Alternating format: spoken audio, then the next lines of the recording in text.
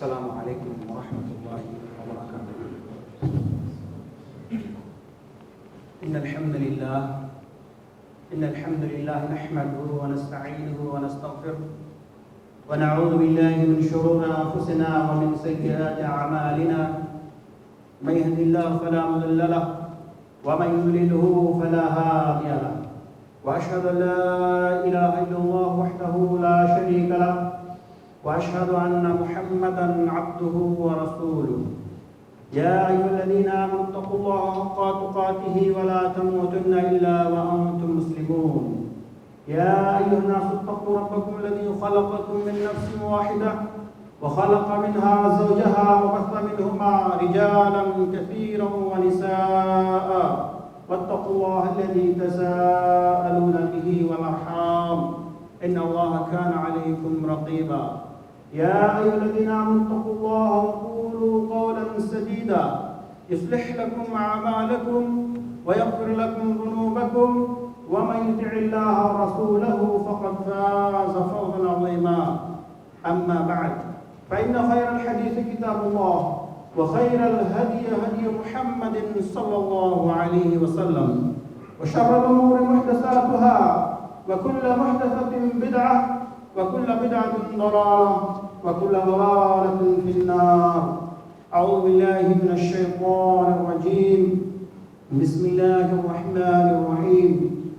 ولله على الناس حج البيت من استطاع إليه سبيلا، وقال النبي صلى الله عليه وسلم: الحج المبرور ليس له جزاء إلا الجنة۔ محترم علماء اکرام، اسٹیج پر تشریف رکھے ہوئے مہمان نظام اور میرے میڈیا کے دینی بھائیوں کرمیوں،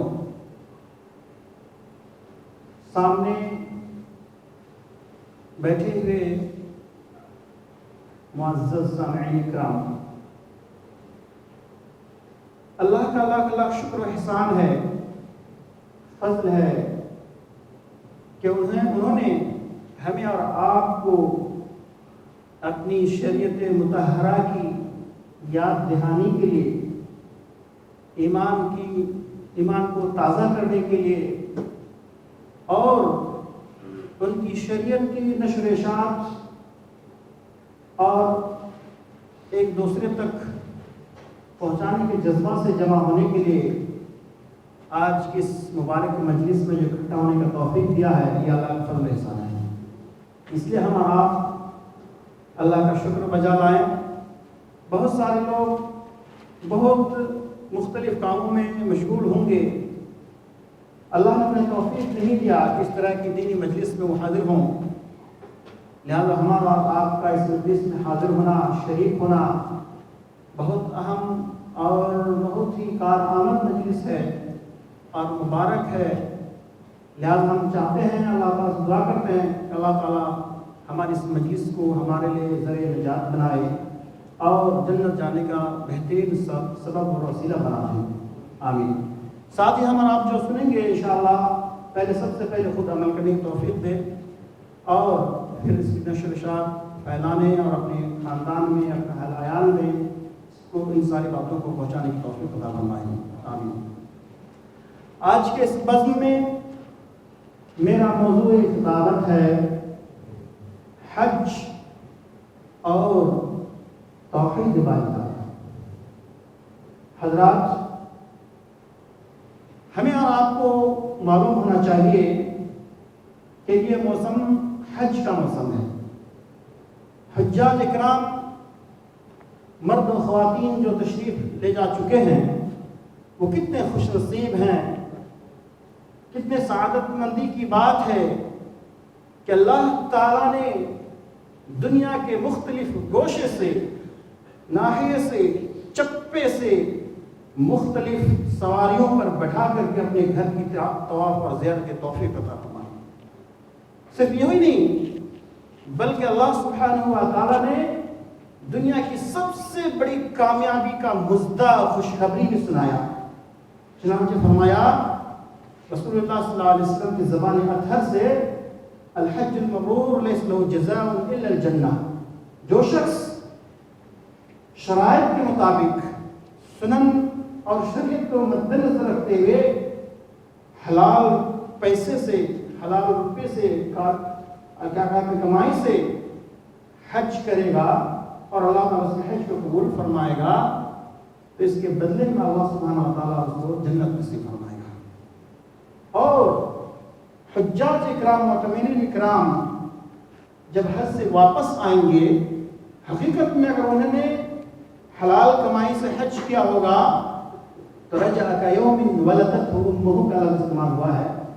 ہمیں اور آپ کو جاننا چاہیے اس الفاظ میں، اس کلمہ میں کیا باریک بینی ہے، کیا خوبصورت نقاشی اللہ کے رسول صلی اللہ علیہ وسلم نے فرمایا ہے کہ ایسا شخص، ایسے حجاج و معتمرین جب حج سے واپس آتے ہیں تو جیسے چھوٹے بچے کو اس کی ماں نے ولادت کیا ہو، یعنی پیدائش ہوئی ہو ابھی بھی، جس کا کوئی گناہ نہیں، معصوم عن الخطا ہے۔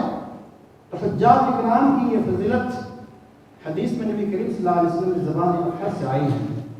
لہٰذا اسی لیے ہم نے کہا کہ کتنے خوش قسمت ہیں، سعادت مند ہیں وہ حضرات جن کو اللہ تعالیٰ نے موقع دیا ہے کہ اپنے مبارک گھر کی زیارت کرے، اور سب سے زیادہ پوتر و پاک، صاف و شفاف شہر مکہ اور مدینے کی زیارت سے سرفراز ہو، اور وہ دنیا کی سعادت بھی حاصل کرے اور مرنے کے بعد جنت الفردوس کا بھی زیارت کرے۔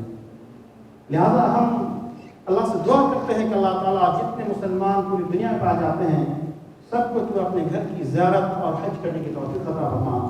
جو لوگ کر چکے ہیں اللہ تعالیٰ ان کی عبادت و بندگی کو قبول فرما، اور جو کرنے گئے ہوئے ہیں اللہ تعالیٰ ان کو صحت عافیت سے رکھتے ہوئے اپنے گھر کی عبادت اور اس کی زیارت کی مکمل توفیق عطا فرمائے، آمین۔ حضرات، جب بھی ہم اور آپ حج عمرے کی نیت سے سواری پر بیٹھ جاتے ہیں تو ہماری سب سے پہلی بات جو ہوتی ہے وہ نیت، اور یہ ضروری ہے، ہر عبادت کے لیے نیت ضروری ہے، اسی طرح حج عمرہ کے لیے بھی نیت ضروری ہے۔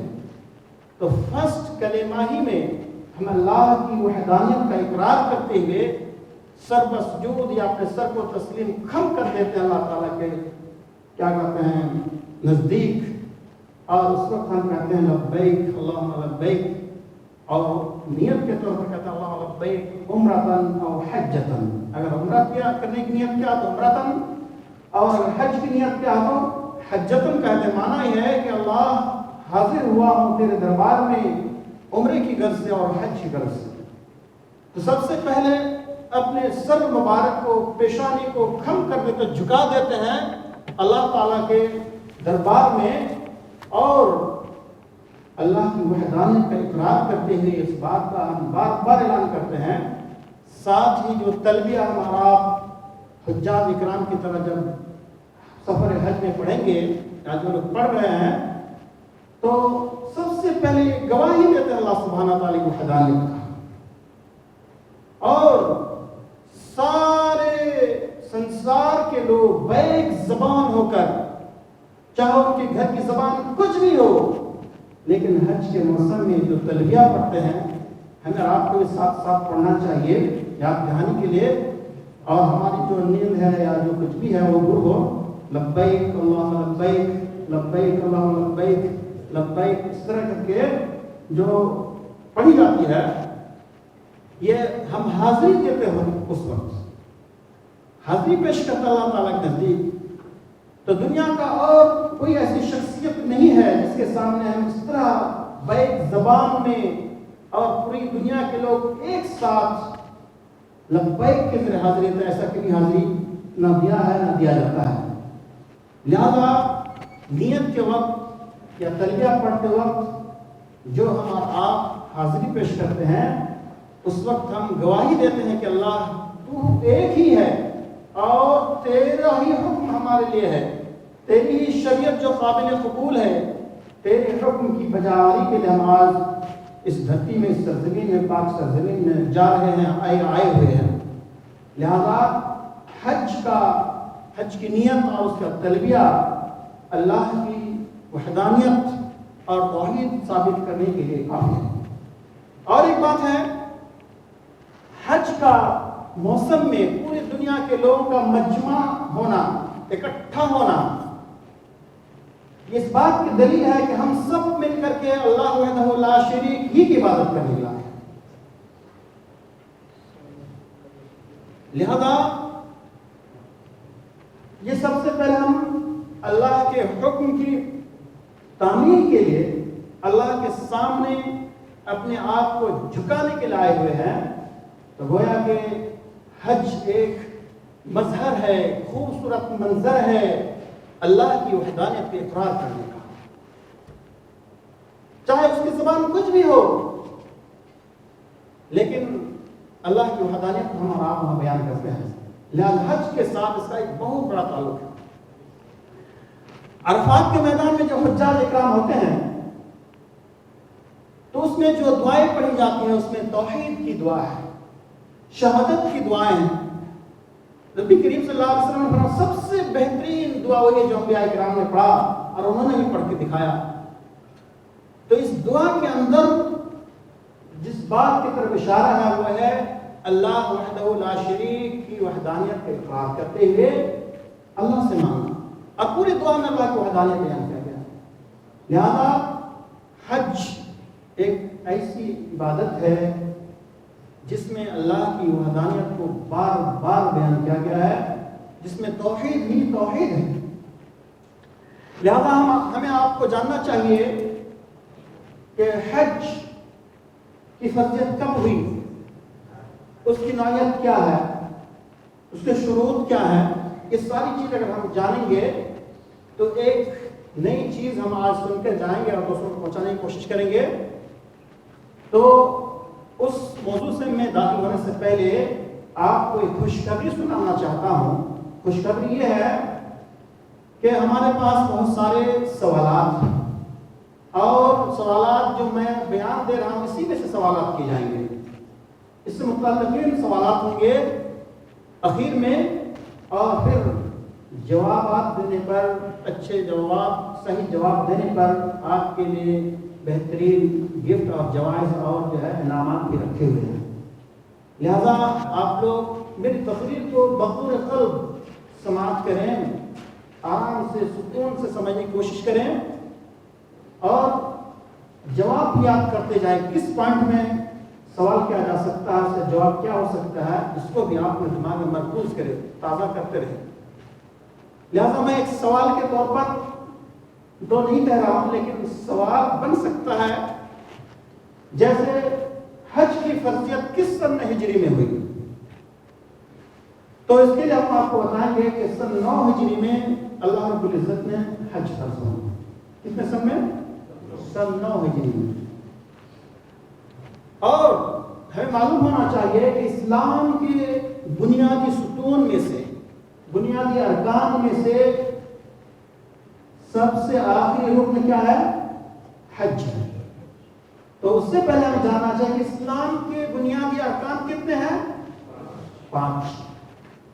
ان 5 میں سے سب سے آخری رکن وہ کیا ہے؟ حج ہے۔ لہذا اس سے بھی آپ اور ہمیں اگر مرکوز رہیں، ذہن میں رکھیں، تو انشاءاللہ جواب دینے میں آسانی ہوگی اور انعامات سے بھی ہم محفوظ ہوں گے۔ آئیے، حج اسلام کے 5 رکن میں سے ایک اہم رکن ہے۔ اگر کسی نے انکار کرتے ہوئے، حج کی فرضیت کا انکار کرتے ہوئے چھوڑا، وہ کافر ہو جائے۔ اگر تساہلاً غفلتاً مؤخر کر رہا ہے تو اس کے بارے میں بھی عمر رضی اللہ تعالیٰ عنہ حدیث کے مطابق، ان کے قول کے مطابق ان سے جزیہ وصول کیا جائے گا، ٹیکس لیا جائے گا۔ جیسے کافروں سے مسلمان ملک والے ٹیکس لیتے ہیں، تو مسلمان کے ملک میں رہنے کے باوجود اگر حج نہیں کر رہا ہے، جس پر حج فرض ہو چکا تھا، تو گویا کہ ان کو غیر مسلمانوں کی لسٹ میں شامل کیا گیا، لہذا ٹیکس اور جزیہ لیا جائے گا۔ تو یہ حج کی، اگر حج فرض ہونے کے باوجود حج نہیں کر رہا اس کے لیے، آئیے نبی کریم صلی اللہ علیہ وسلم نے حج کی حج کے لیے جو شروط متعین کیے ہیں، مختلف احادیث سے فقہاء اکرام نے حج کے مشروع یا حج کی فضیلت کے لیے 5 شرطیں لائے ہیں۔ کتنی شرطیں؟ 5 شرط اگر موجود ہو تو انشاءاللہ وہ آدمی حج کر سکتا ہے یا اس پر حج فرض ہو جاتا ہے۔ کتنے شرطیں؟ 5۔ عورتوں کے لیے ایک 6ٹھی شرط ہے، عورت کے لیے ایک زیادہ شرط ہے۔ کتنے ہوئے؟ وہ ہے 6 شرطیں۔ تو اگر 6 شرط کسی بھی مسلمان مرد عورت کے ساتھ ہو، پوری ہو، تو اس پر حج فرض ہے۔ سب سے پہلی شرط ہے کہ وہ مسلمان ہو، کافر پر حج نہیں۔ اللہ کے رسول صلی اللہ علیہ وسلم زمانے میں اگر کفار نے حج نہیں کیا ہو تو یہ حج قابل قبول نہیں ہوگا، اور اسلام لانے کے بعد اس کو دوبارہ اگر مستطیع ہے، حج کرنے کے لائق ہے، حج کے شروط پائے جاتے ہوں تو دوبارہ سے حج کرنا پڑے گا۔ پہلی شرط کیا ہے؟ مسلمان ہونا، اسلام کا ہونا۔ دوسری شرط ہے عقل مند ہونا، بیوقوف جس کے پاس عقل نہ ہو اس پر حج فرض نہیں۔ تیسری شرط ہے بالغ ہونا، بچوں پر حج فرض نہیں ہے۔ اور چوتھی شرط ہے آزاد ہونا۔ آزاد کا معنی نبی کریم صلی اللہ علیہ وسلم کے زمانے میں غلام پائے جاتے تھے، لہذا غلام پر حج نہیں تھا۔ آزاد مرد ہو یا عورت ہو تو اس پر حج فرض ہے۔ اگر غلام نے حج کر بھی لیا تو آزادی کے بعد اگر وہ مستطیع ہو رہا ہے، حج کے شروط پائے جا رہے ہیں، تو اسے دوبارہ حج کرنا پڑے گا۔ اور پانچویں شرط ہے مستطیع ہونا، استطاعت رکھنا۔ استطاعت رکھنے کا معنی ہے الزاد والراحلہ، یعنی جو حج کرنے جائے گا اس کے پاس جسمانی صحت بھی موجود ہو اور مال بھی موجود ہو، یعنی مال بھی ہو سفر کے پورے اخراجات برداشت کرنے کے برابر، اور اس کا جسم بھی تازہ اور توانا ہو۔ کمزور اگر ہوگا تو نہیں۔ ہاں اگر کوئی شخص مالدار ہے لیکن اس کا جسم نہیں چل رہا ہے، باڈی کمزور ہے، سواری پر بیٹھ نہیں جا سکتا ہے، تو ایسی صورت میں حج بدل کے لیے اپنی طرف سے حج کرنے کے لیے ایسے شخص کو انتخاب کرے جس نے اپنا حج پہلے کر چکا ہو۔ یہ بھی سوال بن سکتا ہے۔ اگر کوئی شخص مستطیع ہے، حج کرنے والا ہے، اس کے پاس مال دولت ہے لیکن صحت نہیں ہے، کمزور ہے، بوڑھے ہو گئے ہیں، بیمار ہو گئے ہیں، تو ایسے وقت میں وہ اپنی طرف سے کسی دوسرے کو حج کرنے بھیجے گا اور اس کو انتخاب کرے گا جس نے اپنا پہلا حج کر چکا ہو۔ اگر نیا ہو تو اس کا حج نہیں ہوگا۔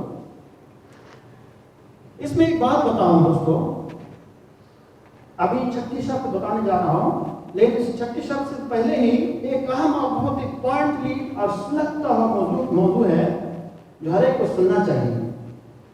2 واقعہ ہے، ایک ہے کیرلا سے ایک آدمی کا پیدل حج جانا، وہ حج کر کے چلے گئے۔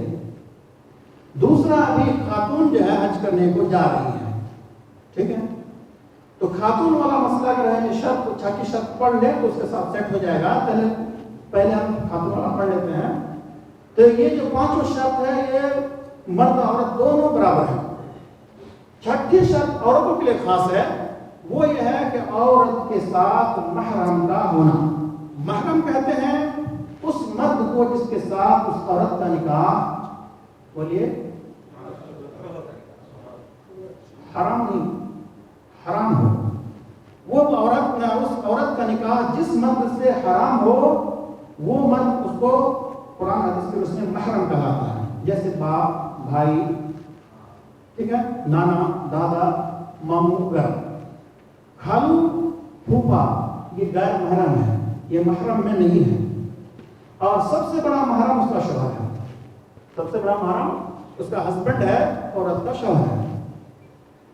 تو ہم نے اچھی شرط سمجھا کہ عورت کے لیے اس کا محرم کا یا ایسے مرد کا ساتھ جانا جس کے ساتھ اس کا نکاح حرام ہے، تبھی اس پر حج فرض ہے، ورنہ نہیں۔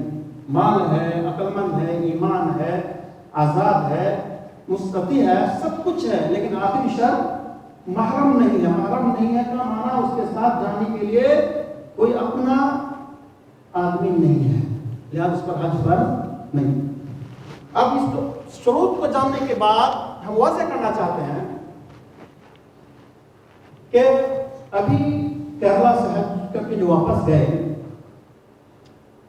تو ہم نے چوتھی شرط میں 5ویں شرط میں چاہا کہ مستطیع ہونا چاہیے، اس کے پاس آنے جانے کی طاقت ہونی چاہیے، جسمانی بھی اور مالی بھی۔ تو یہ جو آدمی پیدل چلا گیا اس کے پاس مال نہیں تھا نا؟ ہاں، مال اگر نہیں ہوتا تو اس کے ساتھ بہت سارے لوگ کیسے گئے؟ اس کے ساتھ بھی بہت سارے لوگ گئے۔ اس کی دلیل یہ ہے کہ اس کے ہر اٹھنے بیٹھنے اور ہر ملک میں جانے، ہر سونے اور بیٹھنے کے سارے ویڈیو کور ہوئے اور سارے سوشل میڈیا میں کس نے کیا؟ اگر وہ خود اکیلا سفر کر رہا ہے تو یہ ویڈیو کون بنا رہا ہے؟ اس کی دلیل ہے کہ اس کے ساتھ آدمی ہے، اور انہوں نے کہا بھی کہ ہمارے ساتھ بہت سارے لوگ قافلے کی شکل میں تھے اور میں اکیلا پیدل چل رہا تھا۔ تو گویا کہ وہ مالدار تھا اور اتنے لوگوں کا ویزا لگایا اور اپنے ساتھ اتنے لوگوں کو لے گیا۔ تو مالدار ہونے کے باوجود پیدل حج کیوں کیا؟ جبکہ نبی کریم صلی اللہ علیہ وسلم کی حدیث سے ثابت ہے کہ مدینہ سے کچھ لوگوں نے منتیں اور نظریں مانی تھی کہ وہ پیدل حج کرنے جانے ہیں۔ کسی نے مانا تھا کہ 2 آدمی کے کندھے میں ہاتھ رکھ کر کے لٹک کر کے جائیں گے، تو اللہ کے رسول سب کو مانا کر دیا کہ ایسا نہیں کر سکتے، تم سواری پر بیٹھ کر کے حج پہ جاؤ۔ اگر کوئی بیٹھ نہیں سکتا، مستطیع نہیں ہے، تو دوسرے کو اپنے بدلے میں بھیجے گا، اور اگر مستطیع ہے تو سواری پر بیٹھ کر کے جائے گا، چاہے جہاز ہو، آدھونک جو بھی سسٹم ہو جانے کے لیے اس پر بیٹھ کے جائے گا۔ تو انہوں نے پیدل کیا جو کہ شریعت کے بالکل مخالف کام کیا۔ دوسری بات یہ ہے کہ ریا و نمود، دکھاوا اسلام میں حرام ہے، شرک کے پیمانے پر یا درجے میں آ جاتا ہے۔ لہٰذا انہوں نے جو سوشل میڈیا پہ ویڈیو ڈالا ویوس بڑھانے کے لیے ہو یا اپنے نام و نمود کے لیے ہو، یہ بھی درست نہیں۔ ساتھ ہی انہوں نے جب اپنے علاقے سے شروع کیا تو درگاہوں اور مزارات اور دربار کی زیارت کرتے ہوئے، وہاں سلام اور حاضری دیتے ہوئے، نجف اور عراق اور مختلف جگہوں سے گزرتے ہوئے مکہ اور مدینہ پہنچا۔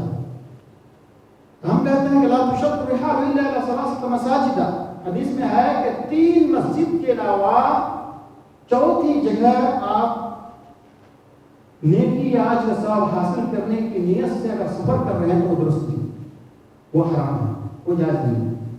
تو انہوں نے حج کا تو ارادہ کیا، وہ بھی پیدل غیر شرعی طریقہ، ساتھ میں جتنے مزارات تھے وہاں حاضری تھی۔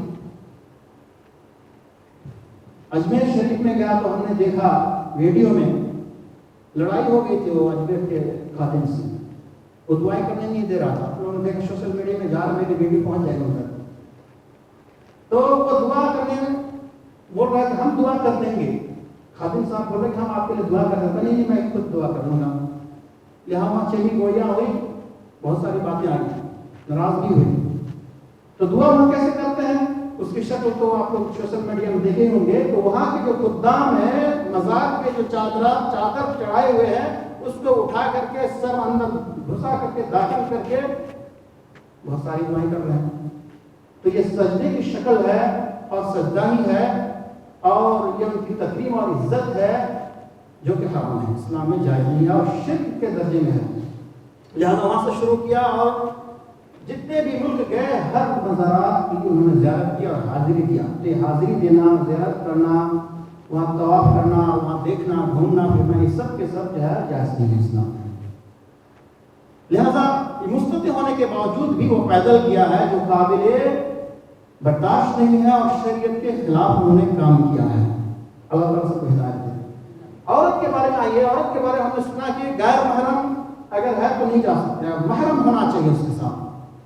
تب یہ خاتون، پہلی بات تو ہے کہ اگر یہ مستطیع ہے، ظاہر مستطیع ہے، اس کے ساتھ بھی بہت سارے لوگوں نے بھی کہا کہ ہمارے ساتھ بھی بہت سارے لوگ ہیں، بہت سارے لوگوں کا انہوں نے بھی اقرار کیا، تو اتنے لوگوں کا ویزا لگایا، سفر کا خرچ برداشت کیا، تو مستطیع ہے، طاقت رکھتی ہے، اس کے باوجود پیدل حج کیوں کرنے جا رہی ہے؟ تو یہاں 3 چیز مخالفت ہے۔ پہلی چیز ہے کہ وہ اکیلے سفر کرنا، اگر کوئی نہیں ہے ساتھ میں تو اکیلے سفر کرنا اس کے لیے حرام ہے۔ ابھی نبی کریم صلی اللہ علیہ وسلم نے ارشاد فرمایا لا يحل لامرأة ان تسافر 3 الا ومعها ذو محرم منها، کسی بھی خاتون کے لیے جائز نہیں کہ وہ 3 دن کے سفر میں نکل جائے اور اس کے ساتھ کوئی غیر نہ ہو، اس کے ساتھ کوئی محرم نہ ہو، کوئی اپنا آدمی نہ ہو اور وہ سفر میں نکل جائے۔ تو عام سفر کے لیے اگر حرام ہے اس سے نکلنا، تو عبادت کی سفر میں کیسے جائز ہوگا؟ وہ بھی حرام ہوگا۔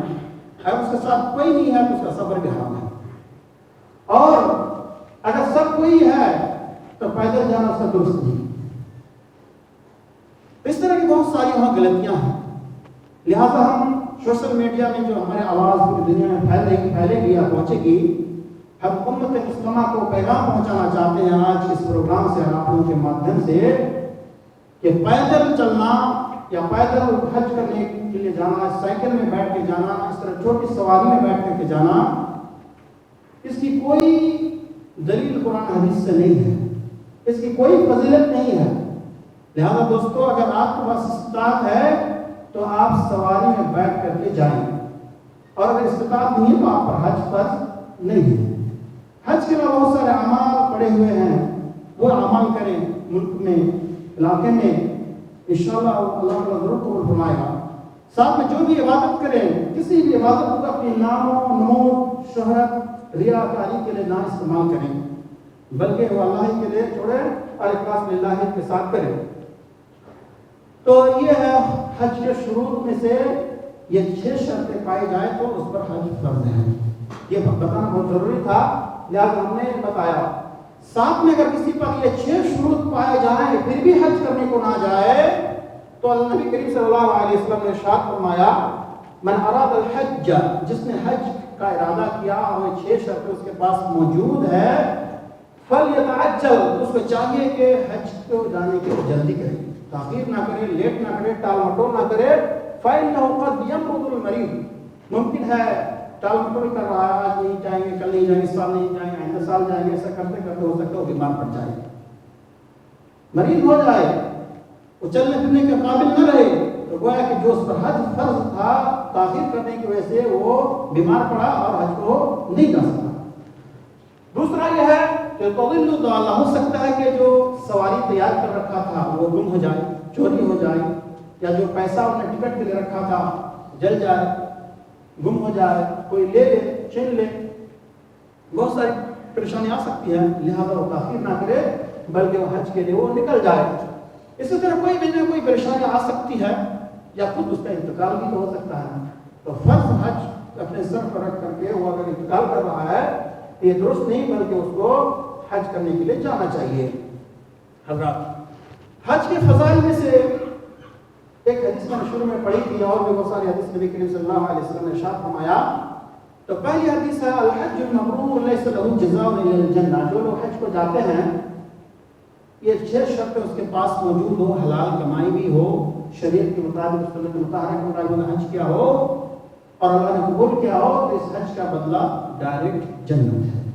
اور یوں تو بہت سارے اور فضیلت ہیں، اس میں سے ایک ہے کہ حج کرنے سے انسان کے سارے گناہ اللہ مٹا دیتا ہے، سارے گناہوں کو مٹا دیتا ہے۔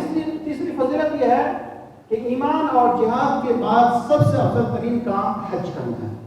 چوتھی فضیلت ہے کہ حج سب سے زیادہ افضل، حج جو ہے سب سے افضل جہاد ہے، خواتین کے لیے، بزرگ عورتوں کے لیے، اور بسا اوقات نبی کریم صلی اللہ علیہ وسلم کے حدیث کے مطابق جو بزرگ عورتیں ہیں انہیں آپ نے کہا کہ تمہارے لیے حج کرنا ہی سب سے بہتر کیا کہتے ہیں کام ہے۔ اور جو حجاج ہوتے ہیں اللہ تعالیٰ کے مہمان ہوتے ہیں، اللہ تعالیٰ ان کی عزت کے لیے، تکریم کے لیے اپنے گھر میں ان کو بلایا کرتے ہیں، لیکن لہذا حجاج اکرام کی بڑی فضیلت ہے۔ حج کے سفر کے دوران اگر کوئی مر جاتا ہے تو کل قیامت تک یا قیامت آنے تک اس معتمر کے لیے، اس حاجی کے لیے اللہ تعالیٰ حج اور عمرے کا ثواب لکھتا ہے، صرف ایک دن کے لیے نہیں، لکھتا ہی رہے گا، حج عمرہ کا ثواب، حج کا ثواب لکھتا ہی جائے گا۔ لہذا فرمایا من خرج حاجا فمات، جو حج کے لیے نکلا اور مر گیا، کتب له اجر الحاج الى یوم القیامہ، اس کے لیے حج کا اجر لکھ دیا جائے قیامت کے دن تک، یعنی حج بہت سارے حج کے ثواب ان کو مل جائیں گے۔ ومن خرج معتمرا فمات، جو عمرے کی نیت سے بھی نکلا تھا اور عمرہ نہ کر سکا، وفات پا گیا، کتب له اجر المعتمرین الى یوم القیامہ، تو قیامت تک عمرہ کرنے کا جو ثواب اللہ سبحانہ تعالیٰ اس کو ایک شرط عطا فرمائے گا۔ اور ایک حدیث میں نبی کریم صلی اللہ علیہ وسلم نے ارشاد فرمایا، بخاری مسلم کی حدیث ہے، نبی کریم صلی اللہ علیہ وسلم نے فرمایا کہ جو شخص حج عمرے کی احرام میں نیت کے ساتھ، حج عمرے کی نیت میں تھا، احرام کے کپڑے میں تھا، اور اس کی اگر وفات ہو جائے فَإِنَّهُ يُبْعَثُ يَوْمَ الْقِيَامَةِ مُلَبِّيًا۔ سبحان اللہ، دیکھیے کل قیامت کے دن جب وہ قبر سے اٹھایا جائے گا تو تلبیہ پڑھتے ہی اٹھے گا۔ اللہ اکبر، کتنے خوش نصیب ہیں وہ لوگ جو حج کر چکے ہیں یا کریں گے یا کرنے کے گئے تھے، وفات پا چکے، تو اللہ تعالیٰ کے دربار میں جب اٹھے گا تو تلبیہ پڑھتے ہی اٹھے گا، گویا کہ ابھی تک حج کے حالات ہی میں ہے۔ سبحان اللہ، اللہ تعالیٰ سے دعا ہے کہ اللہ تعالیٰ ہمیں اور آپ کو بھی، اپنے سارے مسلمانوں کو بھی حج و عمرے کی توفیق عطا فرمائے، اور جو فضیلتیں ہم نے سنی ہے اللہ تعالیٰ ان فضیلتوں پر ہمیں صحیح طور پر اترنے کی توفیق عطا فرمایا۔ یوں تو بہت ساری باتیں ہیں حج سے متعلق، لیکن میں بتاؤں کہ جو شخص بھی حج و عمرے کے لیے جاتا ہے، سب سے پہلے اس کو چاہیے کہ نیت درست کرے، پہلا کام۔ دوسرا کام یہ ہے کہ حج و عمرہ کرنے کے لیے جو جا رہا ہے وہ نیت کرے کہ ہم جو بھی گناہ کر چکے ہیں، وہ ہم جو ہے اس سے ہم معافی مانگیں گے، اور آئندہ کبھی بھی کوئی گناہ کا کام نہیں کریں گے، یعنی جو کر چکے ہیں اسے معافی مانگیں گے اور کبھی بھی گناہ کا کام نہیں کریں گے۔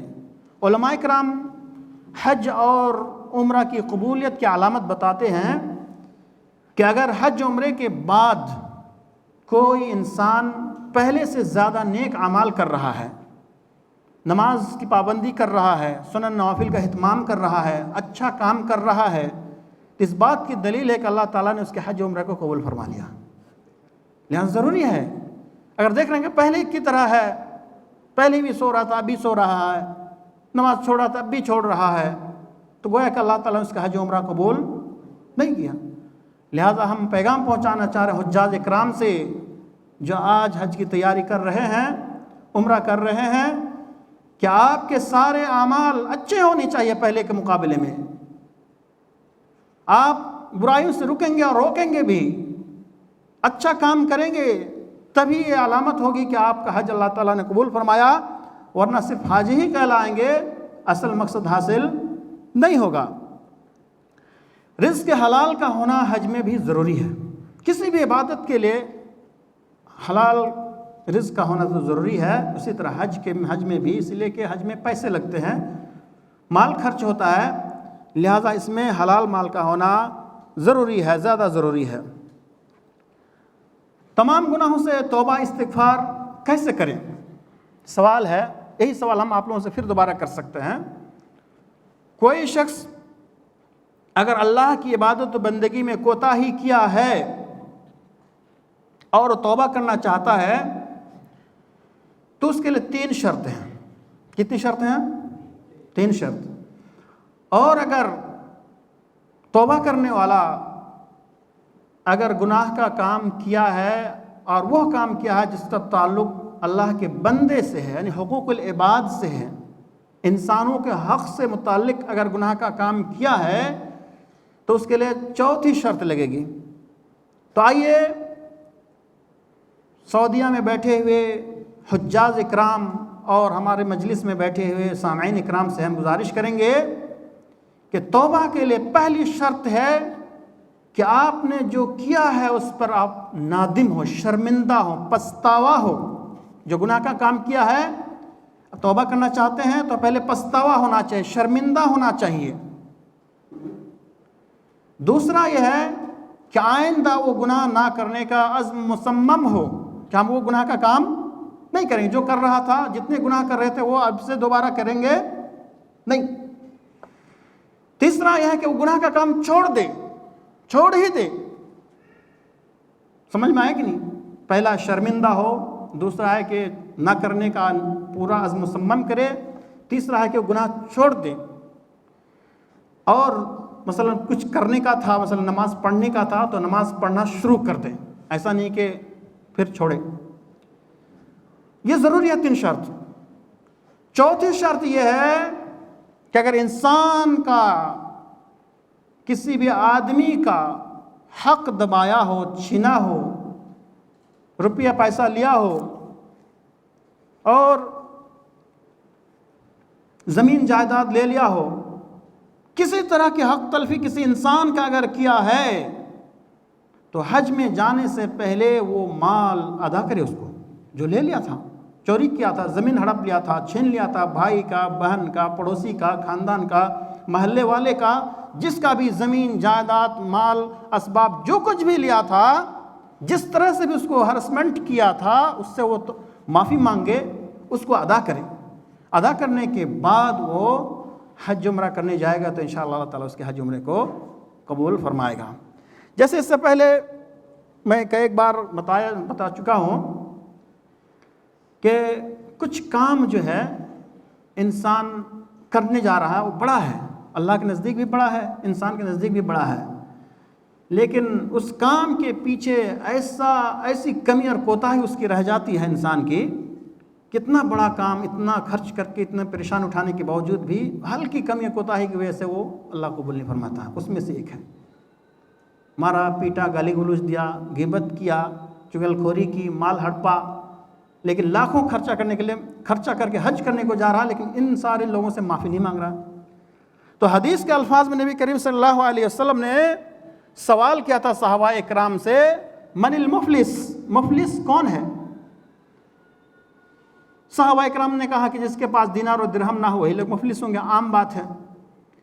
تو اللہ کے رسول صلی اللہ علیہ وسلم نے کہا کہ ایسا نہیں ہے، بلکہ مفلس وہ ہے جو کل قیامت کے دن اللہ تعالیٰ کے نزدیک آئے گا، جس کے پاس نماز، روزے، حج، زکوٰۃ، نیک کام کے بڑے بڑے ڈھیر لگے ہوئے ہوں گے.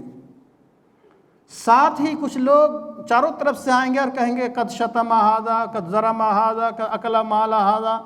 سب اپنے اپنی شکایت کریں گے، یہ جو شخص اللہ آپ کے سامنے کھڑا ہے بہت ساری نیکیاں لے کر کے، اس نے مجھے مارا تھا، اس نے مجھے گالی دی تھی، اس نے مجھ پر ظلم کیا تھا، اس نے میرے آدمی کو قتل کیا تھا، اس نے ایسا کیا تھا، اس نے ایسا کیا تھا.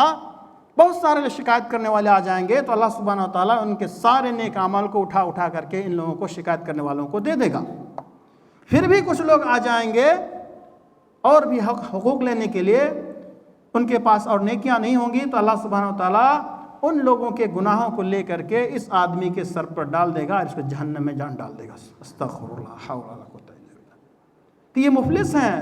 حج، روزے، زکوٰۃ سب کچھ موجود ہے، لیکن سب کچھ گناہ کا کام کر کے آیا تھا، معافی نہیں مانگا تھا، لہذا مفلس ہو کر کے کل قیامت کے دن اللہ کے سامنے کھڑے ہوں گے. ہمارا وقت ختم ہونے جا رہا ہے دوستو.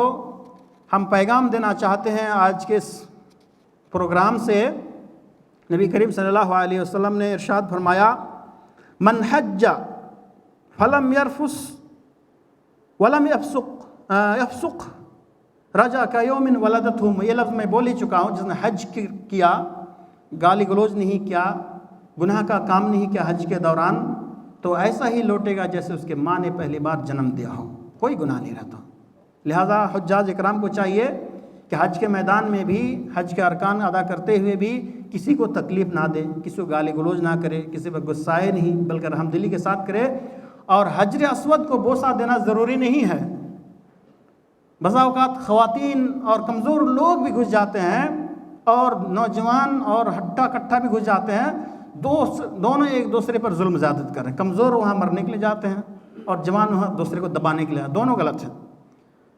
لہٰذا جوانوں کو کہیں گے کہ آپ زیادہ جوانی کا جوش دکھا کر کمزوروں پر ظلم نہ کریں، اور کمزوروں کو بھی کہیں گے، خواتین کو بھی کہیں گے کہ جب فرض نہیں ہے تو اپنی جان گنوانے کے لیے وہاں نہ جائیں.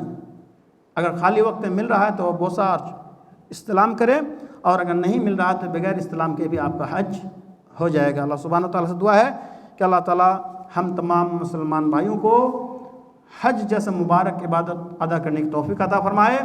اور حج میں جو سبق ہے وہ توحید کا، وحدانیت کا، اسے ہمیں سمجھنے کی توفیق دے اور اس حج کے میسج کو، پیغام کو عام غیر مسلموں تک، کفار تک پہنچانے کی توفیق دے کہ دیکھیں ہمارا دھرم کتنا پاک پوتر ہے کہ پوری دنیا کے لوگ اکٹھا ہو کر کے ایک ہی مسجد میں برابر کھڑے ہو جاتے ہیں. کوئی اونچ نیچ کا فرق نہیں، کوئی سفید اور گورے کا فرق نہیں، کوئی زبان کا فرق نہیں، بلکہ سب کو ایک ہی صف میں کھڑے ہو جاتے ہیں اور اللہ کی عبادت و بندگی کرتے ہیں. اور پوری دنیا سے صرف ایک اللہ کی عبادت کرنے کے لیے آ جاتے ہیں، ایک ہی مسجد میں، ایک ہی امام کے پیچھے. تو بڑا پیغام ہے اس حج کے عبادت میں. لہٰذا ہم مسلمانوں سے کہیں گے کہ آپ اس پیغام کو عام کریں، غیروں تک پہنچائے. غیروں کو کہیں گے کہ آپ انصاف کا عینک لگا کر کے دیکھیں کہ اسلام کتنا انصاف پسند اور شانتی پورن دھرم ہے کہ اس میں کوئی لڑائی جھگڑا ٹینشن کی کوئی بات نہیں. سب کو ایک ہی صف میں، امیر غریب بادشاہ فقیر مزدور سب ایک ہی صف میں کھڑے ہو کر عبادت و بندگی کر رہے ہیں. اونچ نیچ کا کوئی فرق نہیں ہے. اللہ تعالیٰ سے دعا ہے کہ اللہ تعالیٰ ہمارے اسلام کو مزید پھیلانے کی توفیق عطا فرمائے، اور ہم مسلمانوں کے لیے دعا ہے کہ اللہ تعالیٰ ہمارے ایمان و اسلام کو مضبوط کرے. جو ہم میں سے وفات پا چکے ہیں اللہ تعالیٰ انہیں مغفرت فرمائے، جو بحیات ہیں نیک عمل کرنے کی توفیق عطا فرمائے. آمین و جزاکم اللہ خیراً و شکراً. بارک اللہ فیک.